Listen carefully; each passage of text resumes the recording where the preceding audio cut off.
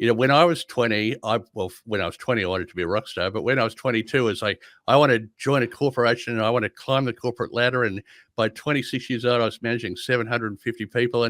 And what I would say now to my 20-year-old self is, taking 3 months longer to get the right person is better than just getting anyone who then ends up being a bad cultural fit or whatever the case might be, and the expense of everything that goes along with that. a lot of people who go into in-house recruitment are not very skilled recruiters. And how can I easily say that? Because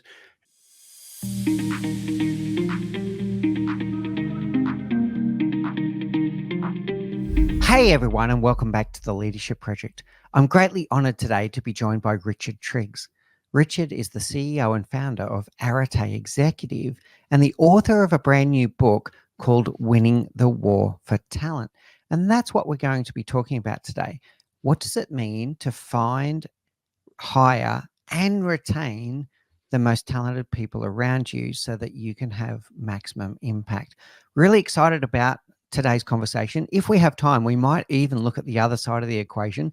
How do you get hired? But we're going to focus mostly on how do we find and retain the right talent today. So Richard, without any further ado, I'd love it if you'd give a little bit of a flavor of your background and what inspired you to be in this world around executive search and around almost matchmaking between organizations that are looking for the right talent and then helping that talent find the right home. Okay, thanks, Mick. Great to be here, and certainly happy to do that. In fact, that matchmaking sort of analogy is, I think, quite a good one. Certainly, you're looking at all the dating apps and so on of how people try and find true love. There are certain things that most people do that aren't conducive to them finding the love of their life. And there are other things that people do which obviously are far more successful for them. So I've actually thought about writing a book about that. But your question, my background and how did I get into this exciting world of executive search? So I was born in Canada. I moved to Australia when I was 4. And then when I was in high school, I had grand aspirations of being a rock and roll star. So I left school, toured Australia playing guitar in bands for about 4 years. And then in, I think, 1991, I ended up in Melbourne chasing a record deal. And at the time, we had gone from being, a very big fish in a small pond in Brisbane to a very small fish in a much bigger pond in Melbourne. And I came to a realization that being successful in music was very challenging. You had to be very talented. You had to be very lucky. And I decided I wasn't talented or lucky enough. So I rang my parents and I said, Mum and Dad, I think I need to come back home and go back to university, which is what I did. And I did a degree in business, majoring in marketing and HR. And then subsequent to that, started in a corporate career. And then in my early 30s, I decided to go back to university and do an executive MBA. And while I was there, like a lot of people who do that level of qualification, I started to contemplate, what do I want to do when I grow up? And what I did was I went to see a recruiter that I'd been a client of that had actually done some recruitment for me. And they said to me, oh, Richard, have you ever thought about working in the executive recruitment industry? And like most people, I just fell into it. So I had no aspirations of being a recruiter. It wasn't anything that had really been on my radar, but I thought it sounded like an exciting profession. And I worked for the largest recruitment company in the world at the time, who were called TMP Worldwide, now called Hudson. So I worked for them for a year. Loved recruitment, didn't really enjoy, that huge corporate culture. Went and worked for a small private company for about 5.5 years. Ended up on their board as an executive director. And then I started my own firm. So Arete Executive was started on the 1st of February 2009 at the height of the GFC. Probably not the greatest time to be starting an executive search firm in the middle of a global financial crisis. But as they say, fortune favors the brave. And here we are 15 years later, having survived GFC, a mining industry collapse, a global pandemic, and all of the other exciting things that seem to happen. You just think, oh boy, I'd love 1 year where there's just not much going on, where we can just settle into the groove and actually not be disturbed or distracted by global crises. But I don't think that's coming anytime soon. No, it feels like there's always a gift that keeps on giving in that regard at the moment, Richard, that's for sure. Congratulations on your success and congratulations on your resilience to ride those waves. There's a number of different curious things I'd like to follow. I'm going to follow an interesting one to start because I always think there's a lesson in every chapter in our life. What did you learn from being a musician and trying to get booked on gigs or record deals, et cetera, that influences the way you see the world today? Well, I think that there's probably two elements to that. Firstly, being in a band is very much being part of a team, and when you are part of a team, and I know, Mick, your specialization is all about leadership. It's very important that the team is conducive and they work very well together.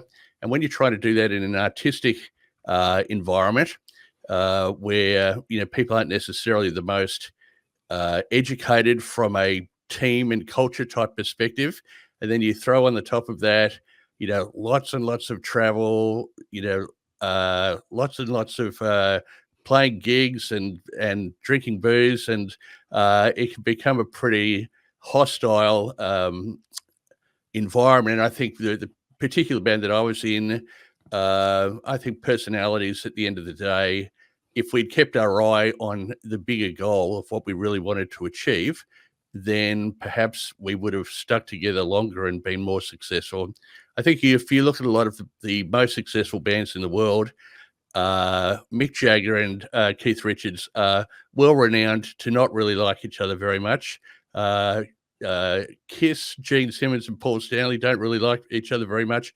And there are lots and lots and lots of examples of, I suppose, where they've realized this is a job and we need to work together, even if we're not, best buddies. So, that was one thing. The second thing for us was in 1990, is my big musical claim to fame. We won the Queensland Rock Awards and we actually beat Powderfinger. So we went, oh, this is fantastic. Let's move to Melbourne because that's where all the action is. Whereas what Powderfinger chose to do was to stay based in Brisbane and tour from here. And so I suppose from a leadership point of view or from a strategy point of view, we deserted our, loyal and supportive home base and thrust ourselves into a much bigger market where we didn't have the experience, the contacts, the know-how, etc. And obviously, the truth is the result. Powderfinger went on to have an incredibly successful career, and I know a few of the guys in the band, and I know their former manager, and they played it smart, and we didn't. We fell into a trap of just wanting to get too big too quickly. I suppose it's a little bit like a company in Australia going, oh, look at that market over in America. Let's go and set ourselves up in New York, and not really having that long-term consideration about what the true implications for that are. So that's sort of some of the tougher lessons of that. But I tell you what, Mick, it was a very fun 4 years living on hamburgers from truck stops and driving all day to play a gig, and I loved it, but I certainly couldn't do it anymore. There's three really powerful things I'm taking away there, Richard. I've got to share it back with you that all businesses at the end of the day are people businesses. Like, so when you're talking about these relationships with band members, and I was thinking of Fleetwood Mac when you're talking about it, apparently they don't even want to be in the same room together, but sometimes they just park that and be professional and do their job. But it's so much more harmonious if we do get along with our team members. The other metaphor that's coming to my mind when I hear you is you also need that alignment and that congruence. You can bring together 6 of the world's most talented musicians, but if they're not playing the same song at the same time, it's going to be just a big old mess. So there's that element of bringing a team together and the leadership of that. And then when I hear you talk about strategy and we're always needing to make strategic pivots as a business. And if you're not changing, you're potentially going backwards. But are we throwing away what's working when we're trying to do the pivots to grow? So what was really great about Powderfinger, very, very much a proud Brisbane-based band, and that was part of their identity, that's who they were, and they stuck with what was working at the same time as growing in other ways. Lots of interesting lessons there from that, Richard. Even richer than I was hoping for when I asked the question. All right, so tell me about Winning the War for Talent. What inspired you to write that book in particular? Well, I've been now working in the recruitment industry for 20 years. And I think from literally when I very first started 20 years ago, there was this buzzword, about winning the war for talent and about, and I felt that, number one, I think it's a cliche. And so even though my book is called Winning the War for Talent, I actually say it's not really about winning the war for talent. It's just that there are some companies that are excellent at hiring and retaining top performers, and most companies aren't. So like anything, it's just a skill that you need to learn and, most importantly, implement consistently to get great results. But way back when, 20 years ago, it was almost as if recruiters were conditioning their clients to accept underwhelming candidates. So, look, it's a war for talent, and it's really hard to find and really hard to bring these new people on. And what we've seen in more recent years is very much the rise of internal recruitment, and internal recruiters are often people who have been external recruiters who have gone in-house to escape the sort of KPIs, etc., that a typical external recruiter will have, or they may be early career HR specialists. Somebody's done an HR degree and they see internal recruitment as a pathway to becoming a more senior and much more broadly skilled HR manager, not really recognizing that at the end of the day, recruitment is about sales. And whether you're the line manager who's doing the hiring, whether you're the CEO of the company, or whether you're the recruiter, it's very important to understand core strategies that will enable you to really stand out from your competitors and win that war for talent. Because being able to attract and retain excellent people is such a tremendous competitive advantage. And the cost of poor hire, the cost of replacing people can in some instances be so expensive, not just in terms of the actual physical cost of running a recruitment process, but also the impact it has on your clients, the impact it has on your team culture, the impact it has on the general focus and attention of you as a leader, because you have to be distracted through that process. So if people become really, really good at it, then life becomes a lot easier. And so my book is written very much towards the employer who is hiring themselves, although I do talk a little bit about those times where it does make sense to use an external recruiter. But pretty much it's a follow the bouncing ball. If you do these things well, you will have a much greater likelihood of being able to not only attract, but also retain those people. There's a number of things I want to unpack there, Richard. Let's start with the in-house versus external. That's an interesting topic for me. I'll share a view and then challenge me on that view, please. The kind of common things that I hear in businesses around in-house is that external agencies, they don't understand our business. If we have someone in-house, they're going to really understand the business and know what we're looking for to have that connection. And then there's the cost element of it as well, right? So you're controlling your costs. You've got someone that you're budgeting for, et cetera, et cetera. And then the perceived benefit of an external is a massive network of professionals that this is what they do every single day. They live, breathe recruitment, and they see more applicants than anyone else. So it's that breadth of the network. What do you see as the key? If I'm an executive making a decision today, I'm going to go either in-house, external, or even a hybrid of the two. What guidance could you give people around how to make that decision?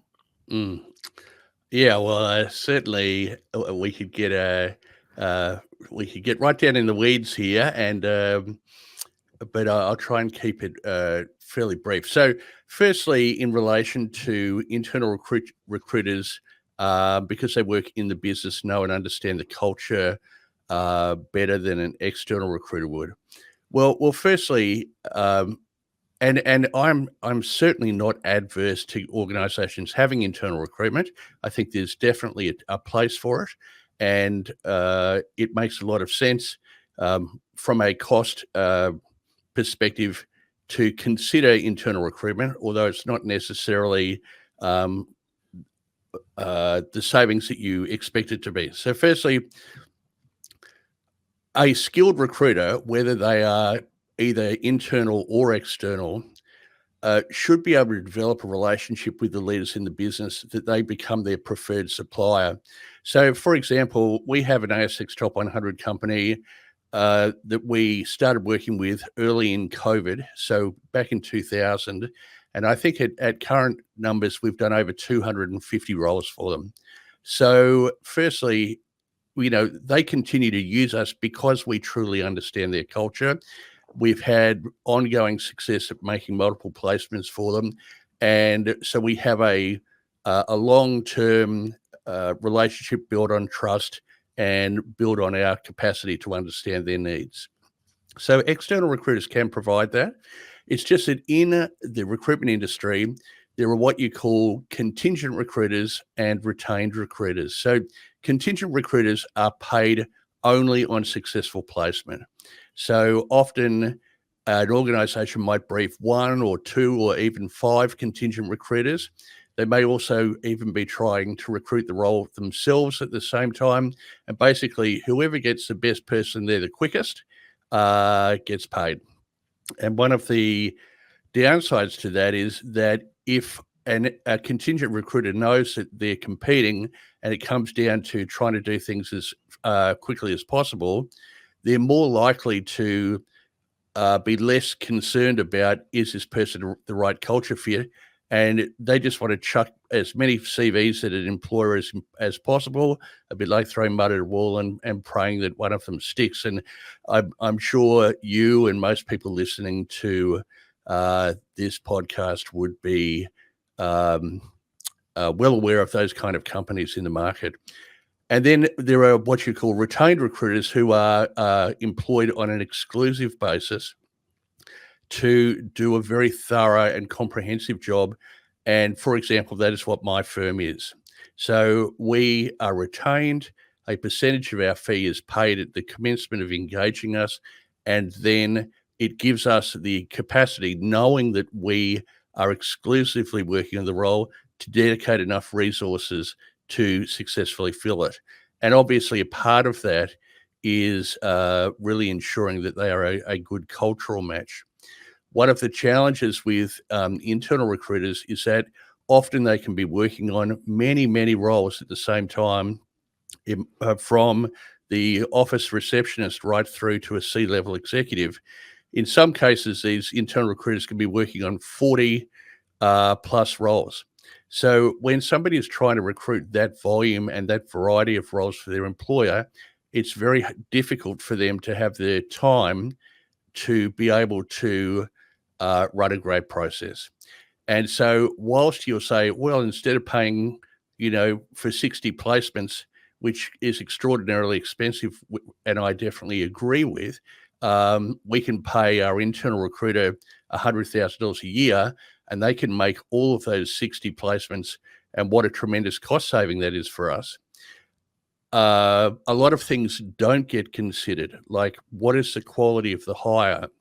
What is the length of time it's taken to fill the role? What is the statistics around the retention of those people in the organization? So when companies are using an external provider, whether it's an accountant, an engineer, and a lawyer, whatever it might be, typically because they are more conscious of cost and quality, they are paying greater attention to a variety of factors.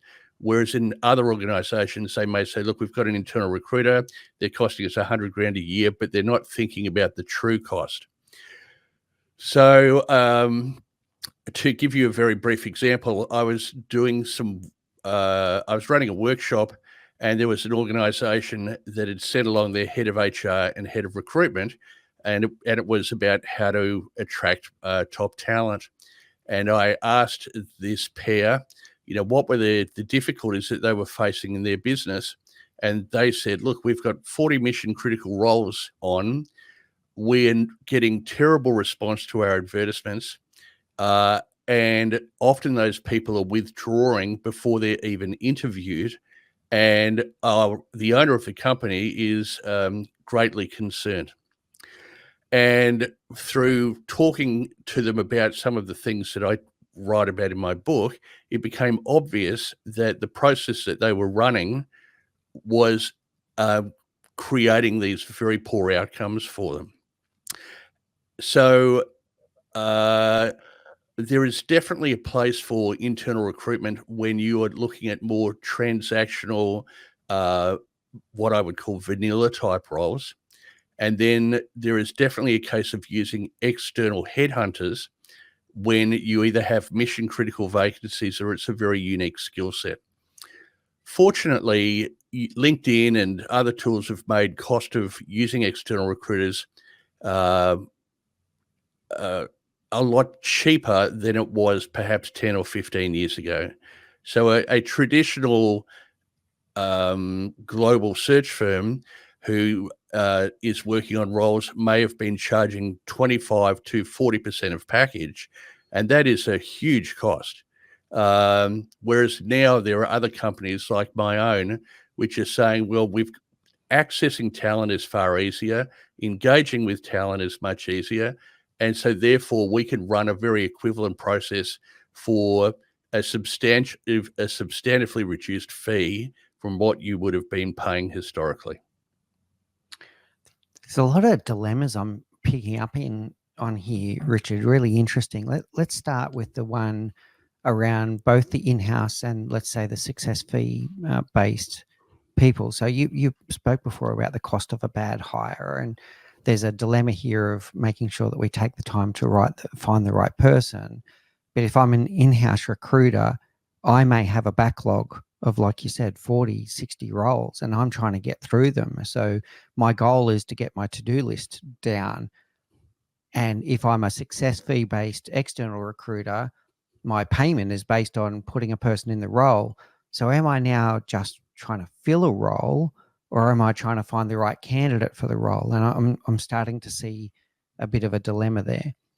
The second one I'm picking up there is the temporal one of the speed of all of this. And I think you're right, by the way. I think candidates are getting very frustrated with processes that seem to take a very long time, and yet come back to what I said before. The company is better off taking a little bit more time and making sure that they get the right person.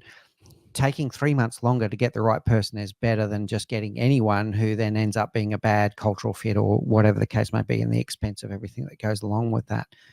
How do we deal with this kind of temporal mismatch between the candidate's excited, they're almost emotionally invested, they want to get out there, they're really interested in the company.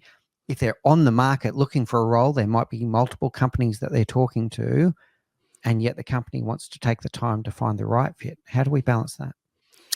Right. Okay. Look, I think they are all excellent questions. So I might go back to my example of the HR manager and the head of recruitment that attended the session with me. So, because I think that gives a clear sort of picture about some of these challenges and what's actually happening.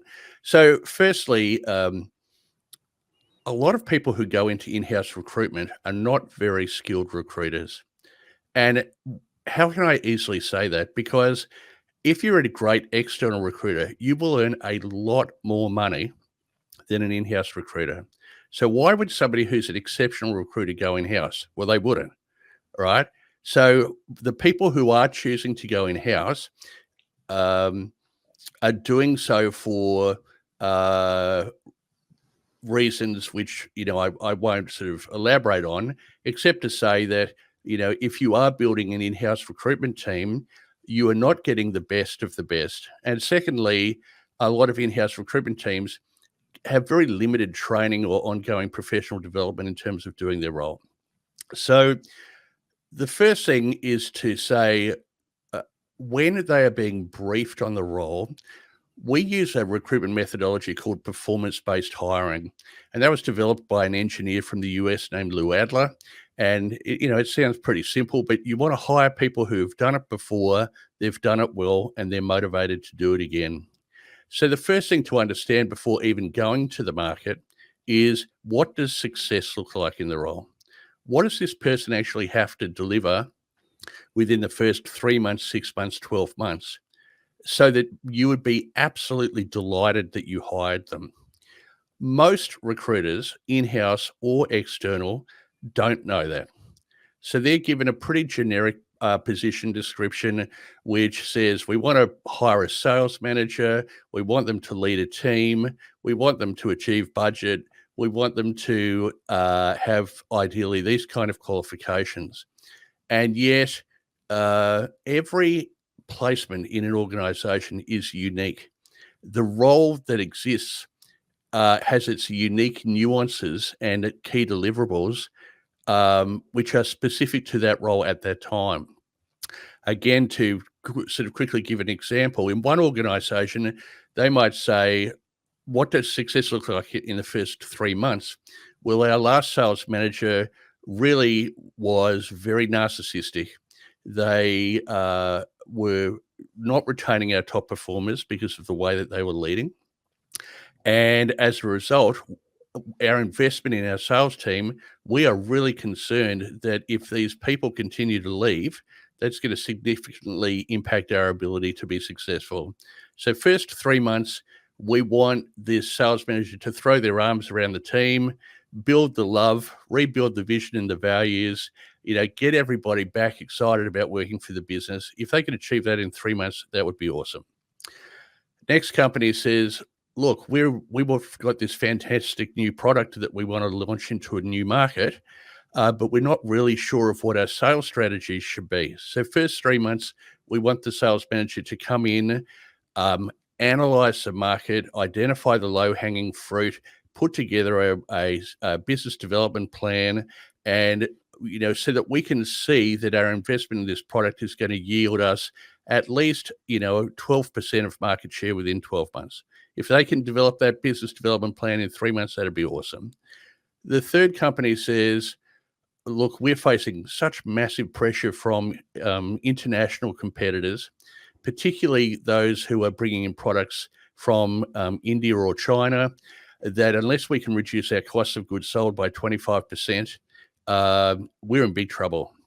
So the first 3 months, we want our sales manager to look at all of the opportunities that we have to reduce our cost of goods sold in order to be able to maintain margin.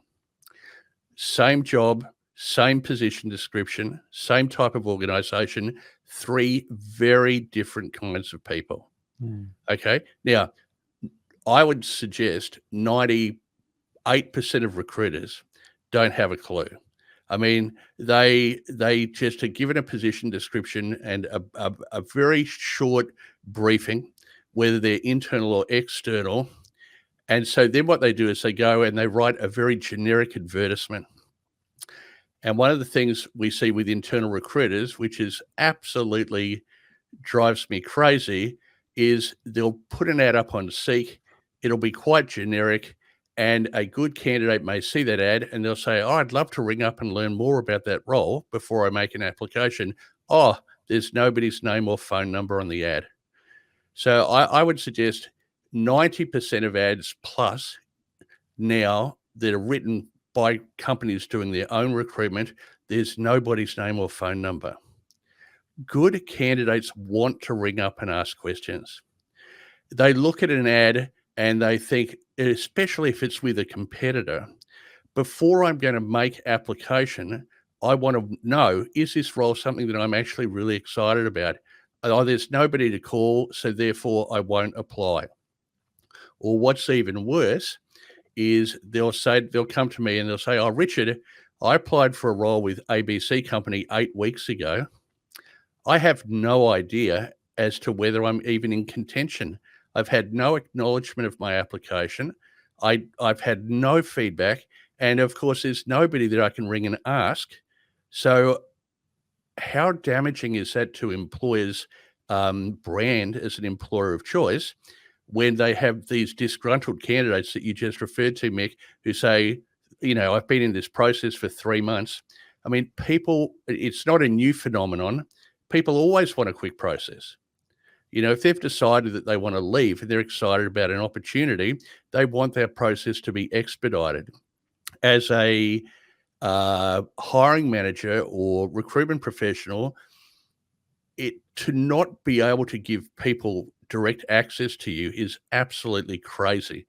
I've spoken at HR conferences, I've spoken at workshops, and I've said to them, why don't you put your name and phone number on the ad? And they say, look, Richard, I know that it would be better, but either I don't have time or I don't want to talk to candidates.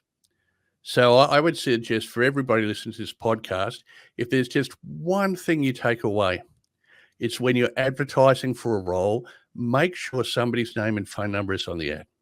It doesn't have to be you. It could be a more junior person in your team who's just got the capacity to answer a few basic questions and just deliver the kind of customer service.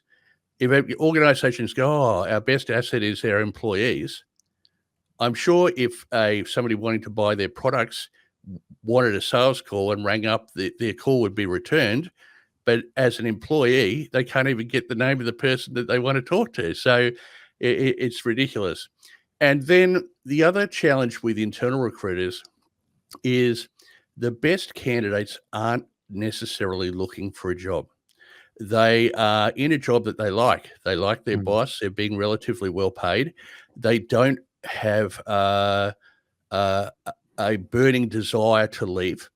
They're what we call passive candidates. Now, these people must be headhunted.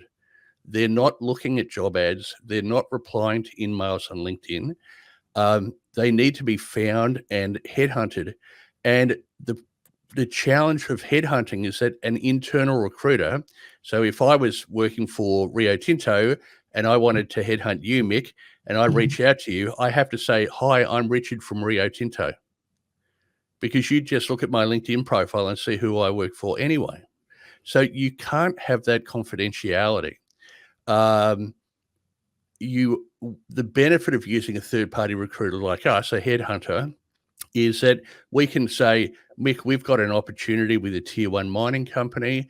I'd really like to have a chat to you about the role. If I could demonstrate that this role is better than your current one, are you open to having a conversation? And you say yes. And of course, you're curious because you want to know, well, who's this role with? Internal recruiters can't do that. And they don't want to do it. And they don't have the time to do it. So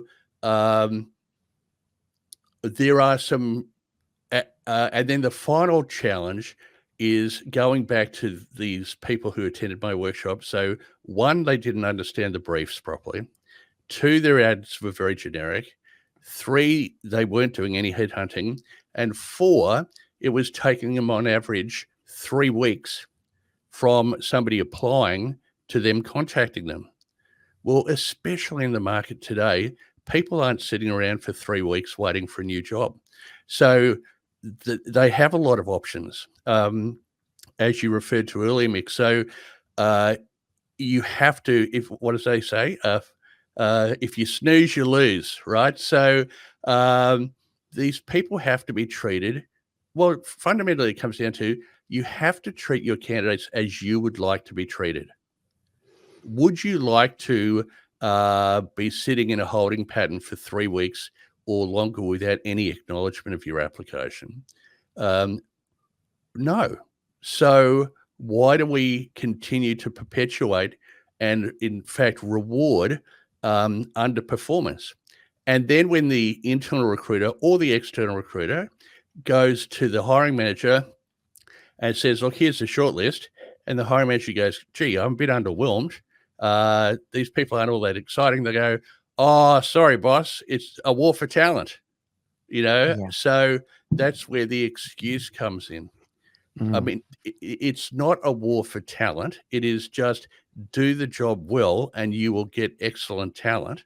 Do the job poorly and you will get poor results, as in any profession, including running podcasts. Really good, Richard.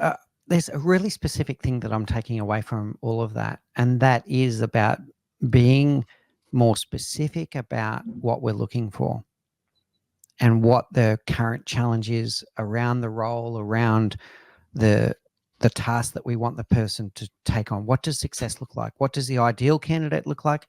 And what does success look like? And it's not a job title. It's something more material than that. And then from there, each party can get more intentional. So the more clear we are about the person that we're looking for, the candidates, the potential candidates, can potentially self-select and go, yeah, that sounds like my next challenge, or no, that's not really me. So you get a bit of self-selection going on. And then I'm hearing from you the headhunting of when we've got clarity about the person that we're looking for and what success looks like, we can then get really intentional with our headhunting and going tap the right people on the shoulder. Because what you said, and this was going to be my next question, so let's drill down a little bit further on this now. What you said is so true.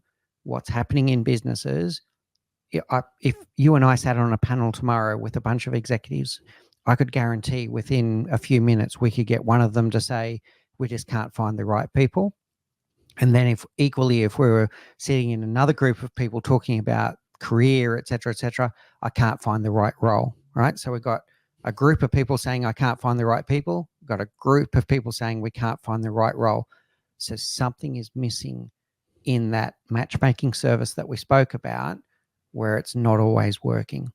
And I think this being more specific about exactly the person that you're looking for and what success looks like is part of the story.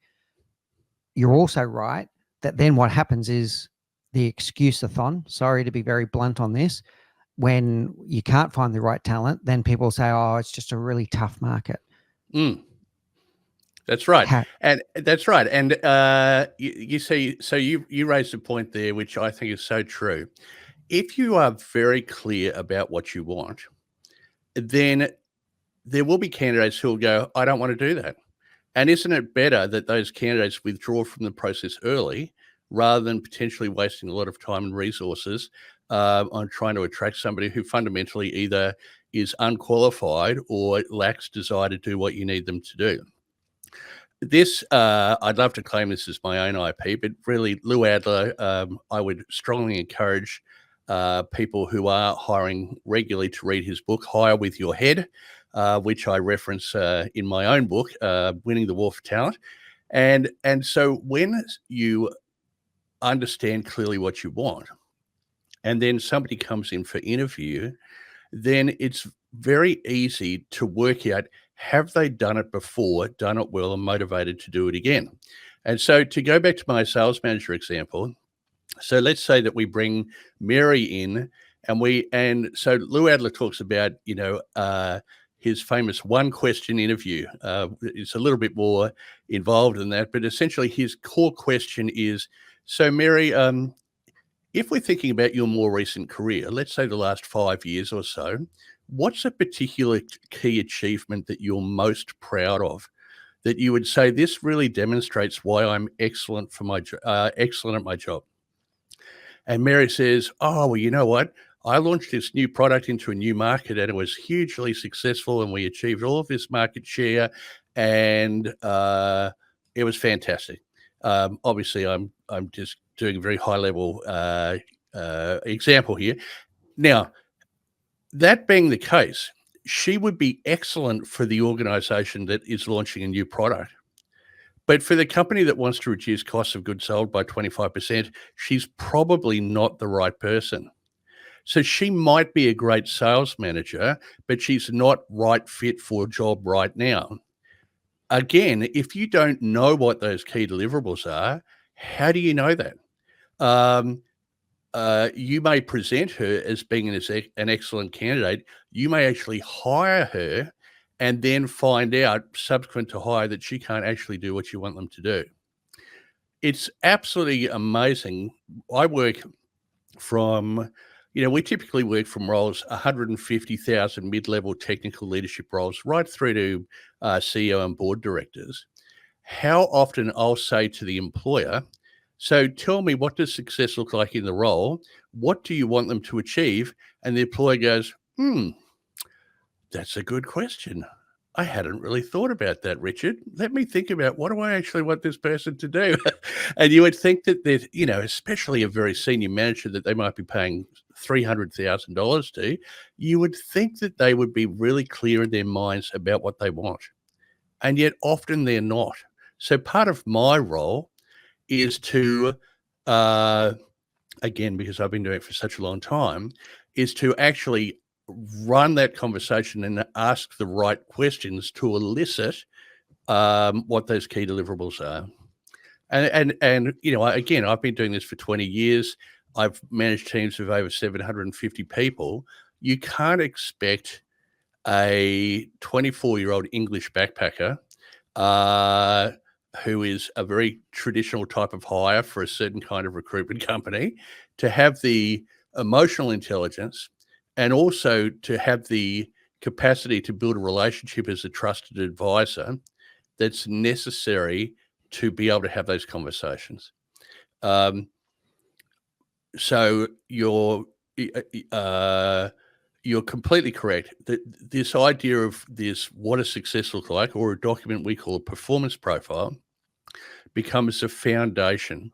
We know what we really want. We can go out and target then the people who we've really attracted to. We can then interview them to ensure that they have got clear evidence that they've done it before, done it well, and are motivated to do it again. And number one, it means we can run a much quicker process because we don't have to interview as many people. Number two, the candidate really enjoys the process because they get to talk about what they love and they're good at. And number three, we can get to a hiring decision with a much higher level of confidence that the person that we hire is going to perform successfully and be retained in the business. Yeah, I love it, Richard. And you were touching on this before. I think it's a two-way thing at that point, right? So company being clear about what they're asking for can then ask the right questions so they can do the Adler test that you're talking about, right? Have you done it before? Do you have a track record of success? Are you inspired and motivated to do it again? It's a really interesting approach. Then also for the candidate to also understand what they're about to step into. And you gave some really good examples. Let's go to a CEO example. If we're looking for a new CEO, what is the strategy of the company in the next 5 years? Is it rapid growth? Is it strategic pivots into new markets? Or is it actually, we're about to go through a 20% redundancy program? Yep. So the leader that we needs to be very good at managing with compassion, a downsizing approach. The candidate needs to know that because they need to know what they're getting into. So someone that goes, oh, that's like my worst nightmare. I'd never want to lead a restructure of a business. So I'm out of here. But that's okay because you don't want that candidate. You don't want that candidate that isn't ready for that journey. So I think that clarity is great for the company so they can ask the right questions. And it's great for the candidate so they can exit stage left early if that's not what they're looking for. Really well. powerful. Hope when you say exit stage left early, hopefully that is early in the recruitment process rather than early into their That's what, employment, right? That's what But I meant. I talk to CEO candidates all the time. In fact, I was talking to a CEO yesterday who'd recently taken on a role, and it was not disclosed to him during the recruitment process that the the organization was actually positioning itself for imminent sale. Perfect So example. he joined the company with an expectation, not that this is job for life, but that this is job for, at least 3 to 5 years, only within his second week of employment to then be essentially told by the board that they are about to enter into a process of seeking an acquirer. Now, to not have that disclosed through the recruitment process is insanity. I mean, from the perspective of the employer, essentially, somebody is leaving a role to take a role with them, and yet there's no real evidence now that there's going to be any longevity in the role. So, yes, and the other thing too, as you quite rightly say, Mick, it's a little bit like they talk about prime ministers. Winston Churchill was an excellent prime minister when England was at war, but when England was at peace, he was terrible. So there are some CEOs who are really skilled at growing businesses or maintaining businesses or downsizing businesses or taking businesses through a sales process. It's not a one-size-fits-all role. And most good CEOs know what they're good at. So again, it comes down to a point that we made right back in the beginning of this conversation around conversation and communication. Just be better at communicating. Yeah.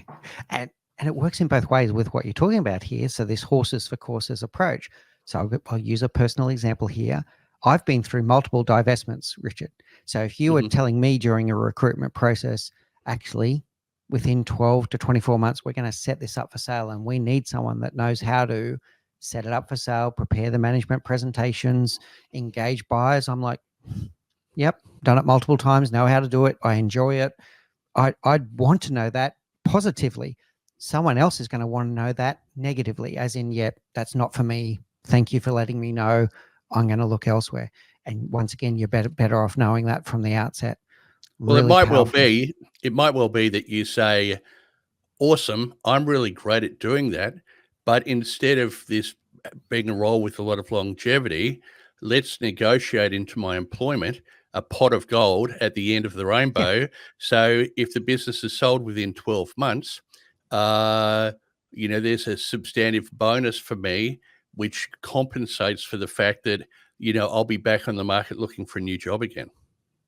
Exactly. And now it becomes a win-win with full, open and transparent clarity about what's going on. Absolutely loving this, Richard. I feel like you and I could probably talk for at least 27 hours straight on all of these topics, but we'll probably need to bring it to a conclusion here. I'm absolutely loving this war for talent, and we hear these companies saying it all the time.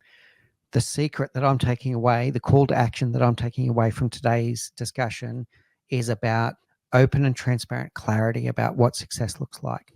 What profile are we really looking for? And it's not a job title. It's very specific down to, we need a leader who has had experience in doing X.